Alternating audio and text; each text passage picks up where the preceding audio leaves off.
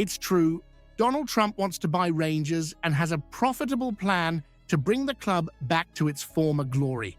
We'll talk about that, but we also have Ali McCoist talking about how Rangers fans would feel if Steven Gerrard returned as manager.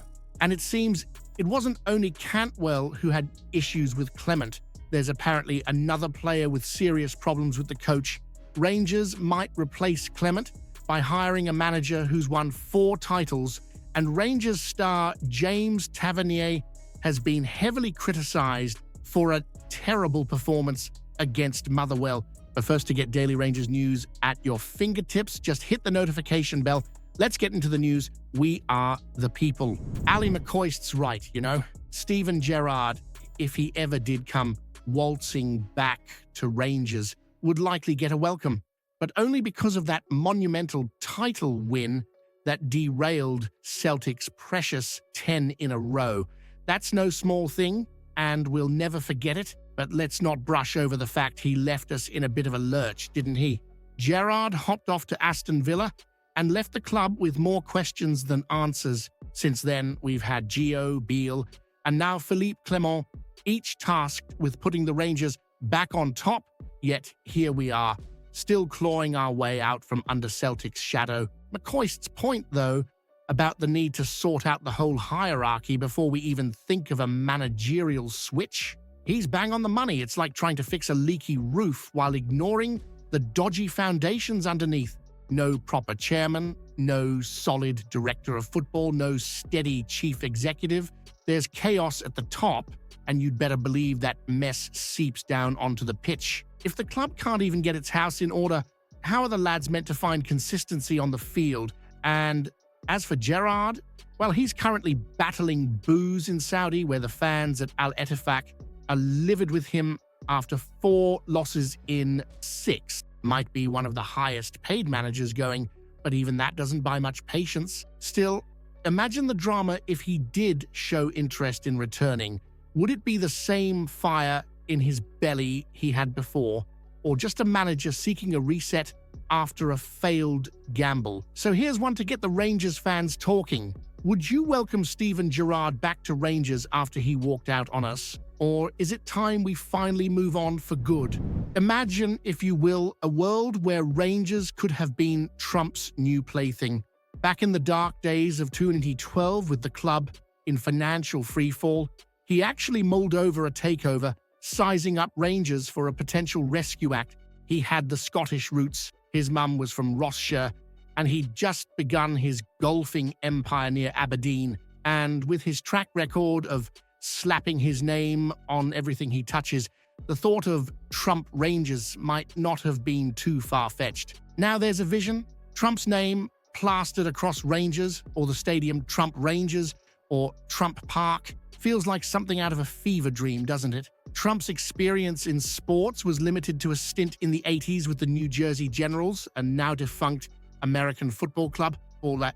But even with his seemingly endless coffers, our financial situation back then was too much for him to take on, and he walked away after a quick assessment. Probably a good decision for him, but what a what-if moment for us. The man is no stranger to outlandish purchases either. He later flirted with the idea of buying Atlético Nacional in Colombia, a club with its own murky history, before eventually backing out.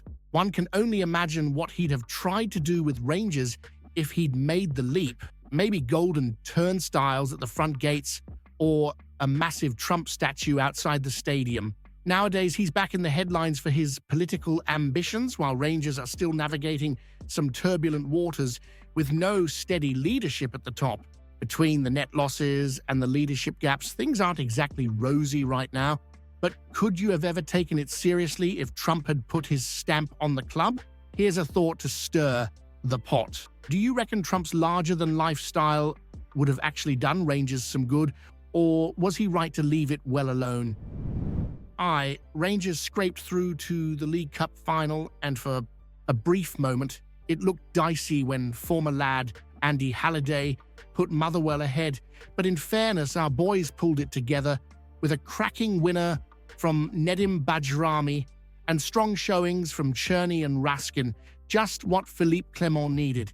A bit of relief after all the questions swirling around him, but it wasn't all sunshine and roses, was it? Cyril Desires had a shocker, and Tom Lawrence jeffed, and even Tav didn't exactly set the place alight. And now there's a new wee drama with Dujon Sterling. Seems he's not exactly winning any Mr.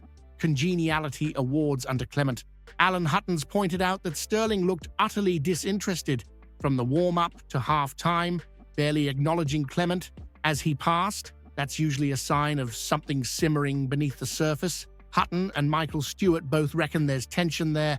Now, Sterling's no lightweight. When he's on, he actually adds some needed backbone to the team. Stewart even called him a winner, someone you'd want in the thick of it. So, is this a case of Clement playing hardball with someone he thinks needs a wake-up call? Or could a bit of a pep talk go a long way here? After all, this isn't exactly the time for the gaffer to be alienating solid players, not with performances looking shaky across the board. Here's a bit of juicy debate for you. Should Clement put his arm around Sterling and get him back on side?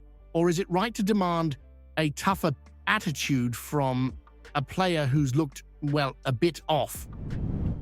The frustration among the Rangers faithful isn't exactly a secret. Failing to make it into the Champions League, trailing Celtic and even Aberdeen by 9 points in the league, that's not exactly what we'd call title-winning form, is it?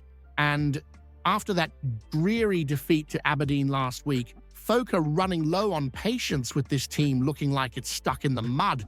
Now, whispers are already swirling about who might be lined up if Clement gets the sack. And here's where it gets interesting. Malmö's Henrik Rydström. The Swedish gaffer is something of a rising star with a knack for tactical flair and attack in football that might be just what the doctor ordered at Rangers. Rydström's approach isn't just the usual playbook. He's got Malmö playing a quick-passing, Brazilian-inspired style with loads of 1-2s and tight passing triangle. Sounds like the kind of dynamic, forward-thinking approach that might breathe new life into the side, especially with Rangers fans crying out for some excitement on the pitch. Rydström's got quite the record too. 4 league titles in 5 years with Malmö and a healthy points per game average. If he's willing to swap Sweden for Glasgow, there's a chance he could bring that title-winning magic over here. Still, it's all up in the air, and Clement isn't out the door just yet. But with a couple more bad results, that decision might make itself. So here's one for the Rangers fans to chew on. Would Henrik Rydström's attacking style be the perfect fit for Rangers, or do you reckon Clement deserves a bit more time to turn it around? Well, it's not often you see James Tavernier getting hauled off, is it? Yet there he was against Motherwell, having one of his roughest outings in a Rangers shirt. Roger Hanna didn't pull any punches, calling it dreadful. Probably the worst Tavs played in years by the sound of it. Clement clearly saw enough and decided to swap him out for Dujon Sterling, who, in fairness, did bring a bit of stability on that side. Look, Tav's been through the highs and lows with this club. He's given us some great performances, captained the side, scored crucial goals, but at 33, maybe the time's come to ask if he needs a bit of rotation or at least a break now and then.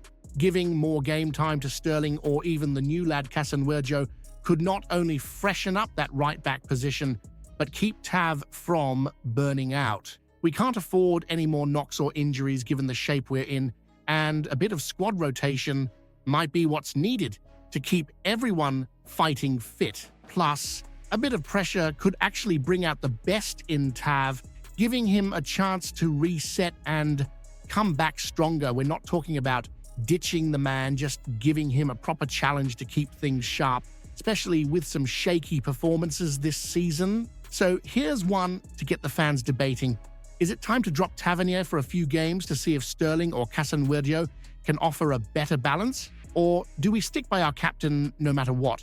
Comment below what you think about the news. Don't forget to leave a like on the video to help me out. I post videos every day talking about our Rangers, so if you're not subscribed, You're missing out on the latest news. See you soon.